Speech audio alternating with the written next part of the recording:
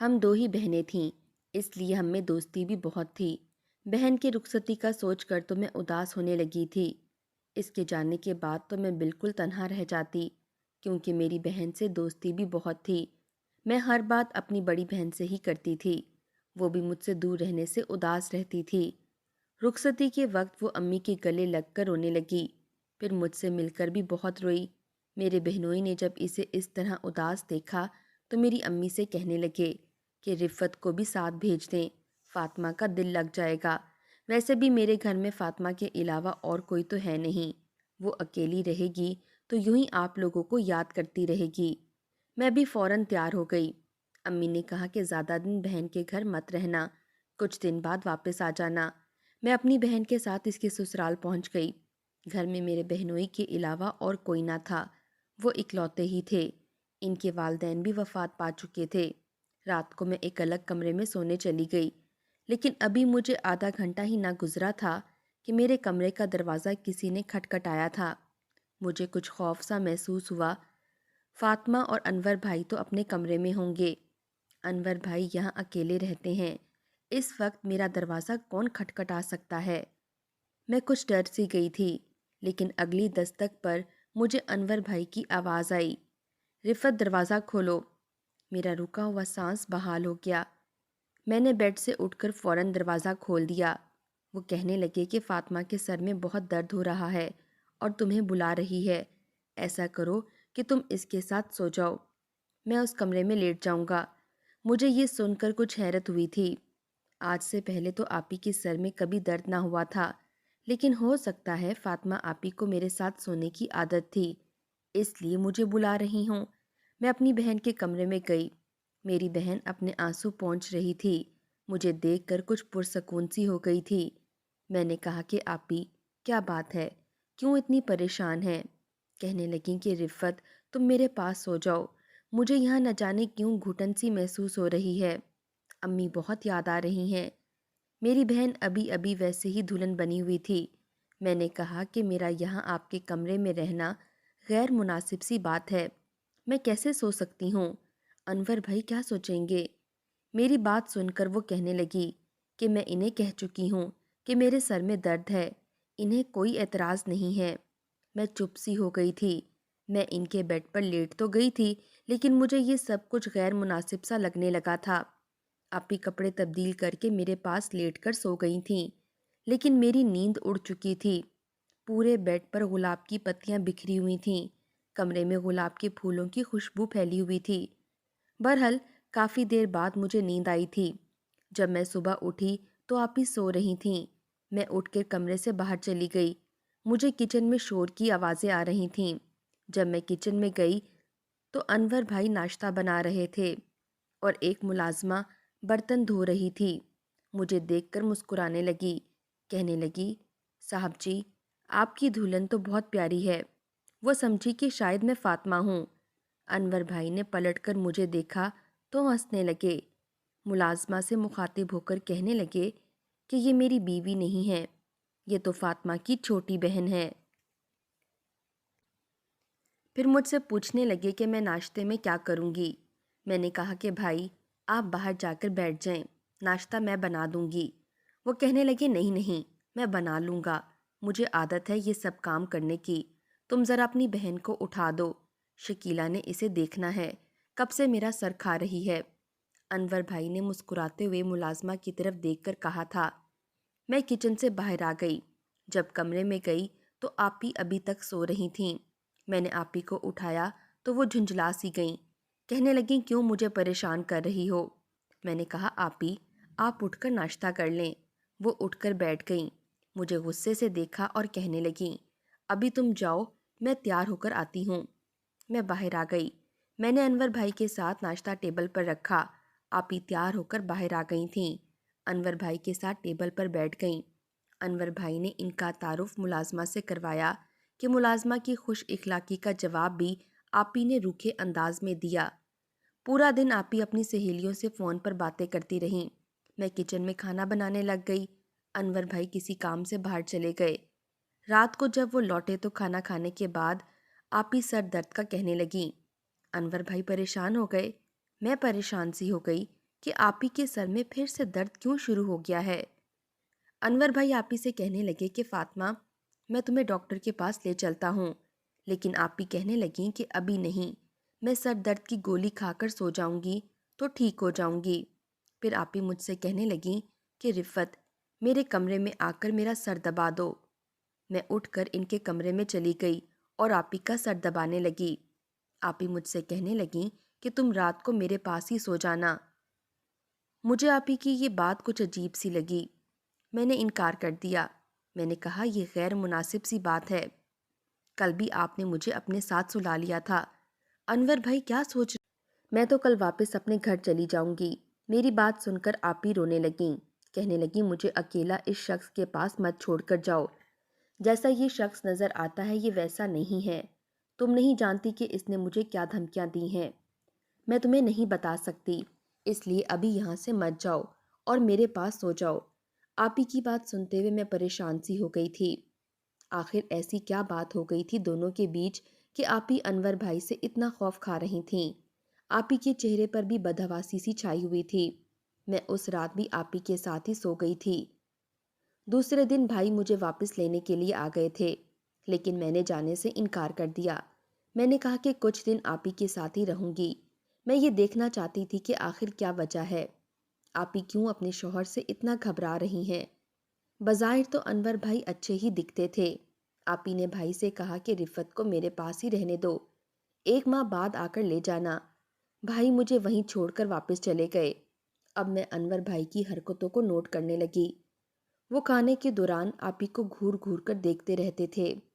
آپی بھی ان کے اس طرح کے گھورنے پر گھبرا سی جاتی تھیں۔ نہ جانے ان کے ساتھ ایسے کیوں تھے، حالانکہ مجھ سے بالکل ٹھیک سے بات کرتے تھے، چھوٹی بہنوں کی طرح سمجھتے تھے۔ لیکن اس کے بعد جو کچھ میرے ساتھ ہوا میرے لیے ناقابل فراموش تھا۔ کھانا کھانے کے وقت انور بھائی نے آپی سے کہا کہ وہ ان کے ساتھ باہر آئس کریم کھانے چلیں۔ یہ سنتے ہی آپی کے چہرے کا رنگ اڑنے لگا۔ آپی نے ہچکچاتے ہوئے منع کر دیا، کہنے لگیں میں آئس کریم نہیں کھاتی۔ رفت کو آئس کریم بہت پسند ہے، آپ رفت کو اپنے ساتھ لے جائیں۔ آئس کریم تو مجھے واقعی بہت پسند تھی۔ انور بھائی پھر سے آپی کو گھورنے لگے اور مجھے اپنے ساتھ آئس کریم کھلانے لے گئے۔ مجھ سے ہنس کر باتیں کرتے رہے، کہنے لگے کہ تمہاری آپی بہت سڑیل مزاج کی ہیں، لیکن تمہاری عادت اچھی ہے۔ مجھے ان کی یہ بات کچھ اچھی نہیں لگی۔ میں نے کہا ایسی بات نہیں ہے، میری آپی بہت اچھی ہیں۔ کہنے لگے مجھ سے تو بات تک نہیں کرتی، مجھے دیکھ کر ڈرنے کا ڈرامہ شروع کر دیتی ہے، جیسے میں اس کا شوہر نہیں بلکہ دشمن ہوں۔ وہ یہ بات مسکراتے ہوئے کہہ رہے تھے۔ مجھے لگا کہ مذاق کر رہے ہیں، میں نے بھی بات مذاق سمجھ کر ختم کر دی۔ ایک بار میری رات کو آنکھ کھلی تو مجھے آپی کے کمرے سے لڑنے کی آوازیں آ رہی تھیں، نہ جانے کس بات پر بحث تھی۔ میں فوراً اٹھ کر بیٹھ گئی۔ پہلے تو سوچا کہ مجھے میاں بیوی کی باتیں نہیں سننی چاہیے، لیکن جب بحث طویل ہو گئی اور لڑائی بدتدریج جاری رہی تو میں اٹھ کر اپنے کمرے سے باہر نکل گئی۔ جب میں آپی کے کمرے کے پاس پہنچی تو آپی کے رونے کی آوازیں آ رہی تھیں۔ انور بھائی کا اصل روپ تو اب میرے سامنے آنے لگا تھا۔ وہ بھی چلا رہے تھے، کہہ رہے تھے کہ بند کرو اپنا یہ رونا دھونا، کب سے تمہیں سمجھانے کی کوشش کر رہا ہوں، لیکن تم ہو کہ میری بات سے صاف انکار کیے جا رہی ہو۔ آپی کہنے لگیں کہ میں یہ بات نہیں مان سکتی، میں رفت کو واپس نہیں بھیجوں گی۔ میری بہن آپ کو کیا کہتی ہے، اسے 1 ماہ تک میرے پاس رہنے دیں، بعد میں اسے بھیج دوں گی، لیکن ابھی مجھے اس کی ضرورت ہے، میرے سر میں بہت درد ہے، خدا کے لیے مجھے سکون سے سونے دیں۔ اس پر بھائی خاموش ہو گئے۔ مجھے انور بھائی کا اصل روپ دیکھ کر افسوس ہو رہا تھا، لیکن میں اپنی آپی کو اس وقت اکیلا چھوڑ کر نہیں جا سکتی تھی، کیونکہ ابھی آپی کو میری نہ جانے کیا ضرورت تھی۔ انور بھائی کا رویہ مجھ سے پہلے جیسا ہی تھا، لیکن اب تو وہ میرا بہت خیال رکھنے لگے تھے۔ رات میرے لیے روز کبھی جوس تو کبھی آئس کریم لے کر آتے، اسے کھاتے ہی کچھ دیر کے بعد مجھے نیند آنے لگتی تھی اور میں ایسی گہری نیند سو جاتی تھی کہ صبح ہی، لیکن آپی کا چہرہ اترا ہوا ہوتا۔ ایک بار میرے پیٹ میں شدت سے درد ہونے لگا۔ آپی مجھے قریبی ڈاکٹر کے پاس لے گئیں۔ جو بات ڈاکٹر نے مجھے بتائی میرے تو سن کر ہوش ہی اڑ گئے تھے۔ ڈاکٹر نے کہا کہ میں حاملہ ہوں۔ میں تو یہ سن کر ہی چکرا سی گئی تھی۔ میری بہن بھی پریشان ہو گئی تھی۔ میں تو رونے لگی تھی۔ میں نے گھر آتے ہی آپی سے کہا کہ ڈاکٹر جھوٹ بولتے ہیں، لیکن آپی کہنے لگی نہیں، وہ سچ کہہ رہے تھے۔ میں نے تم سے پہلے ہی کہا تھا کہ وہ شخص اچھا نہیں ہے۔ دیکھا اب اس نے تمہارے ساتھ کیا کیا ہے۔ اس نے تو تمہیں برباد کر دیا ہے، تمہاری عزت خراب کر دی ہے، تم کسی کو منہ دکھانے کے قابل نہیں رہی۔ یہ کہہ کر آپی بھی پھوٹ پھوٹ کر رونے لگی۔ میں خود بے تحاشا رو رہی تھی۔ پھر مجھے یاد آنے لگا کہ انور بھائی مجھے جوس اور آئس کریم لا کر دیتے تھے۔ شاید اس میں کچھ گڑبڑ تھی۔ وہ کھاتے ہی مجھے نیند آنے لگتی تھی اور میں گہری نیند سو جاتی تھی۔ شاید مجھے نیند کا جوس پلا کر انہوں نے، میں تو یہ سوچ بھی نہیں سکتی تھی کہ انور بھائی ایسے گھٹیا ہو سکتے ہیں۔ مجھے ان سے نفرت سی محسوس ہونے لگی۔ رات کو جب انور بھائی گھر آئے تو میرے لیے جوس لے کر آئے تھے۔ میں نے نفرت سے انہیں دیکھا۔ آپی نے تو غصے سے ان کا گریبان ہی پکڑ لیا تھا۔ کہنے لگیں کہ گھٹیا انسان، تو نے میری بہن کو کہیں منہ دکھانے کے قابل نہیں چھوڑا۔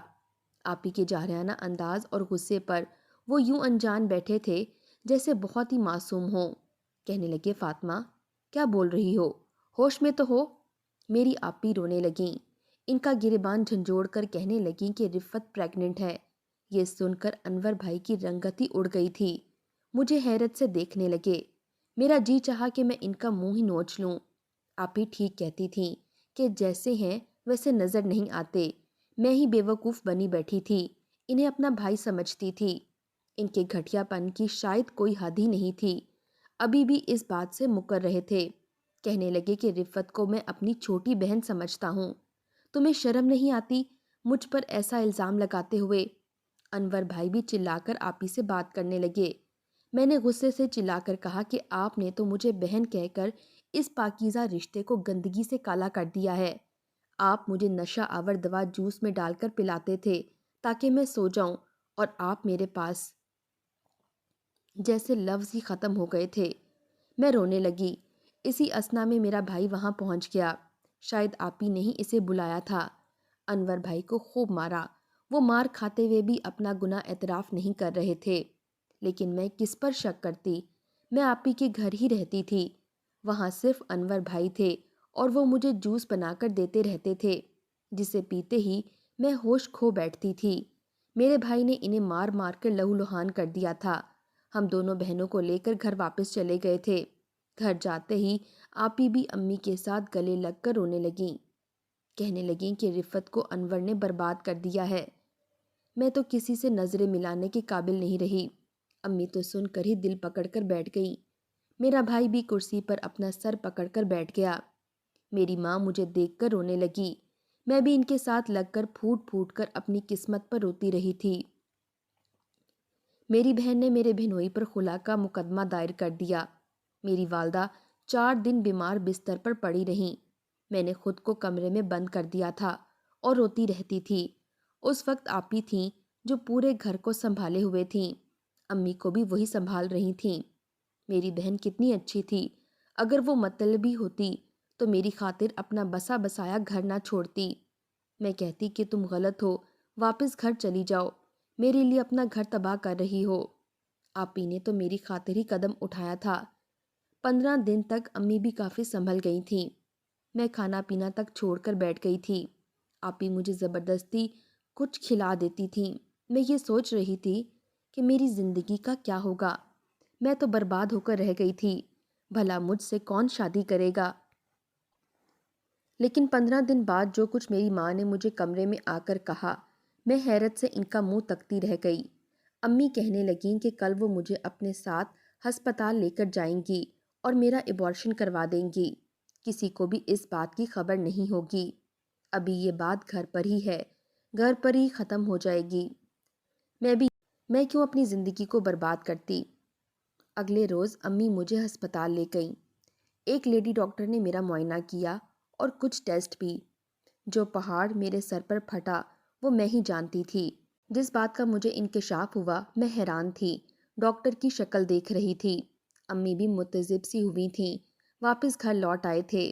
کمرے میں بیٹھی میں اپنا چکراتا سر ہاتھوں میں لیے بیٹھی تھی۔ میرے ساتھ یہ کیا ہوا تھا؟ ایسے کیسے ہو سکتا تھا؟ میں کس کی بات پر بھروسہ کروں، کس کی بات پر نہیں؟ مجھے کچھ بھی سمجھ نہیں آ رہا تھا۔ میرا دماغ بالکل سن تھا، میں بالکل چپ سی تھی۔ چند دن بعد میرا کالج کھل گیا، کالج آنے جانے لگی۔ آپی کا مقدمہ بھی آخری سماعت پر تھا، شاید اگلی پیشی پر ہی انہیں خلا ہو جاتی۔ میں کالج آنے لگی تھی۔ میری سہیلیاں بھی میری پیلی رنگت دیکھ کر وجہ پوچھنے لگیں۔ میں انہیں کیا وجہ بتاتی؟ میں نے کہا کہ مجھے بخار تھا۔ کچھ سہیلیاں تو اب بھی مجھ سے شادی کی بات پوچھنے لگیں۔ بس 2 ماہ ہی تو ہوئے تھے ان کی شادی کو اور سب کچھ برباد ہو گیا تھا۔ لیکن وہیں میری آپی کی سہیلی بھی مجھے مل گئی۔ آپی کے بارے میں پوچھنے لگیں۔ آپی کی سہیلی نے مجھ پر انکشاف کیا جو میں سوچ بھی نہیں سکتی تھی۔ میں نے بے اختیار ان کی سہیلی کے منہ پر تھپڑ مار دیا تھا۔ میں نے کہا کہ مجھے اپنی بہن پر پورا بھروسہ ہے، وہ ایسا نہیں کر سکتی۔ جب میں گھر پہنچی تو آپی بہت خوش نظر آ رہی تھیں۔ مجھ سے کہنے لگیں کہ رفت 4 دن بعد آخری پیشی ہے، اس کے بعد میری اس گھٹیا شخص سے جان چھوٹ جائے گی۔ میں نے کوئی جواب نہیں دیا، لیکن آپی کے چہرے پر اتنی خوشی تھی کہ چھپائے نہیں چھپ رہی تھی۔ پہلے تو ان کی خوشی دیکھ کر مجھے ان کی سہیلی کی باتیں یاد آنے لگیں۔ پھر مجھے لگا نہیں، میری بہن ایسی نہیں ہو سکتی اور نہ ہی میرے ساتھ ایسا کر سکتی ہے۔ ظاہر ہے ان کا شوہر اچھا نہیں تھا، تبھی ان سے علیحدگی پر وہ خوش تھیں۔ لیکن میرے اندر میرا ضمیر مجھے کچھ اور ہی بتا رہا تھا۔ جس دن میں امی کے ساتھ ڈاکٹر کے پاس گئی تھی، ڈاکٹر نے میرا چیک اپ کرنے کے بعد میری ٹیسٹ رپورٹ دیکھ کر کہا کہ میں کوئی حاملہ نہیں ہوں اور نہ ہی میرے ساتھ کوئی زیادتی کی گئی ہے، میں بالکل ٹھیک ہوں۔ میری امی بھی یہ بات سن کر حیران و پریشان ہو گئیں۔ اگر میں بالکل ٹھیک تھی تو پھر اس ڈاکٹر نے مجھ سے یہ بات کیوں کہی تھی؟ پھر امی مجھ سے پوچھنے لگیں کہ رفت، اس ڈاکٹر نے بھی تمہارے اس طرح کے ٹیسٹ کیے تھے؟ مجھے یاد آنے لگا کہ اس نے میرا کوئی ٹیسٹ نہیں کیا تھا، اس نے تو بس مجھے چیک کیا اور کہنے لگی کہ میں حاملہ ہوں۔ میں اس وقت ہی سن ہو کر رہ گئی اور پریشان ہو گئی تھی۔ مجھے کہاں کسی اور بات کی ہوش تھی۔ آپی نے بھی ایسا کچھ نہیں کروایا تھا، بلکہ مجھے فوراً سے گھر لے آئی تھیں اور ایک تماشا سا کھڑا کر دیا تھا۔ کچھ دیر تو میری والدہ چپ رہیں، پھر مجھ سے ساری باتیں پوچھنے لگیں۔ میں نے انہیں سب کچھ بتا دیا۔ میری والدہ نے مجھ سے کہا کہ آپی کو اس بات کا علم نہیں ہے کہ امی مجھے ہسپتال لائی ہیں، اس لیے میں انہیں کچھ نہ بتاؤں، بس چپ ہی رہوں۔ میں تو اب یہ بات بھی سمجھ نہیں پائی تھی۔ کالج میں آپی کی سہیلی نے میرے ہوش اڑا دیے تھے اور اب آپی کے چہرے پر چھائی خوشی کی چمک تھی۔ رات کو ایک انکشاف مجھ پر یہ کھلنا باقی تھا جب میرے ہی نمبر پر انور بھائی کی کال آنے لگی۔ نہ جانے کیوں میں نے وہ کال اٹھا لی۔ جو کچھ انہوں نے مجھے بتایا میں چپ چاپ سنتی رہی۔ اس کے بعد میں آپی کی حرکتوں کو نوٹ کرنے لگی۔ آج کل نہ جانے کیوں وہ کسی سے ہنس ہنس کر باتیں کرتی تھیں۔ ایک رات میں پانی پینے صحن میں آئی تو میں نے آپی کو صحن سے اوپر چھت پر جاتے دیکھا۔ رات کے 1 بجے کا وقت تھا۔ اس وقت وہ چھت پر کیا کرنے گئی تھیں؟ میں ان کے پیچھے ہی چلی گئی، لیکن جب میں اوپر گئی آپی کو دیکھ کر میرے پیروں تلے سے زمین ہی نکل گئی۔ میں وہیں سے واپس نیچے اتر گئی۔ مجھے اپنی بہن کی اس حرکت پر یقین نہیں آ رہا تھا۔ اس نے اپنی خاطر میرے ساتھ کتنی بڑی زیادتی کی ہے۔ میں نے جلدی سے اپنی والدہ کو جگایا، اس کے بعد بھائی کو، اور انہیں اوپر لے گئی۔ اس وقت آپی کسی اور نوجوان کے ساتھ گلے لگی ہوئی تھیں اور یہ کہہ رہی تھیں کہ بہت جلد مجھے خلا مل جائے گی، پھر میں تم سے شادی کر لوں گی۔ میں نے تم سے کہا تھا نا کہ اس بے وقوف شخص سے پیچھا چھڑوانا میرے بائیں ہاتھ کا کمال ہے۔ میرا بھائی یہ سن کر طیش میں آ گیا۔ اس نے ایک زوردار تھپڑ آپی کو مارا، پھر اس نوجوان کو مارنے پیٹنے لگا۔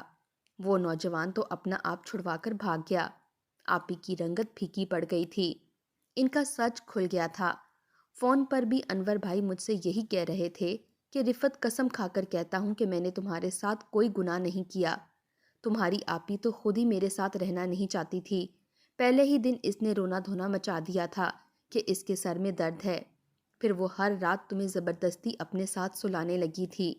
میں اس کا شوہر تھا، اپنا حق اس سے چاہتا تھا، اس لیے اسے اپنی نظروں سے سمجھانے کی کوشش کرتا رہا کہ وہ تمہیں اپنے ساتھ نہ سلایا کرے۔ لیکن جب وہ باز نہ آئی تو ایک دن میرا اس سے جھگڑا شروع ہو گیا تھا۔ میں نے اس سے کہا کہ رفت کو واپس بھجوا دو، جب تک وہ یہاں رہے گی تم اور میں اپنی زندگی ٹھیک سے نہیں گزار سکیں گے۔ لیکن وہ رونے دھونے لگی۔ کہنے لگی کہ بس 1 مہینہ میری بہن کو میرے پاس رہنے دو۔ مجھے لگا کہ فاطمہ کو تم سے بہت محبت ہے، اس لیے وہ ایسا کر رہی ہے، لیکن میں بھی انسان تھا، کوئی فرشتہ نہیں، اپنی بیوی کے ساتھ وقت گزارنا چاہتا تھا۔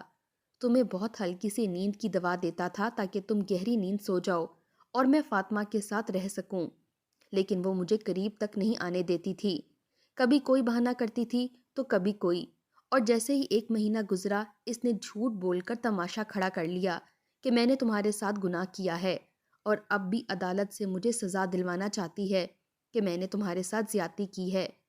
مجھے تمہاری بہن کے ساتھ رہنا بھی نہیں ہے، بس تم اگر ایک بار سچ بول دو تو میں سزا سے بچ جاؤں گا۔ میں نے انور بھائی کی بات سن کر فون بند کر دیا تھا۔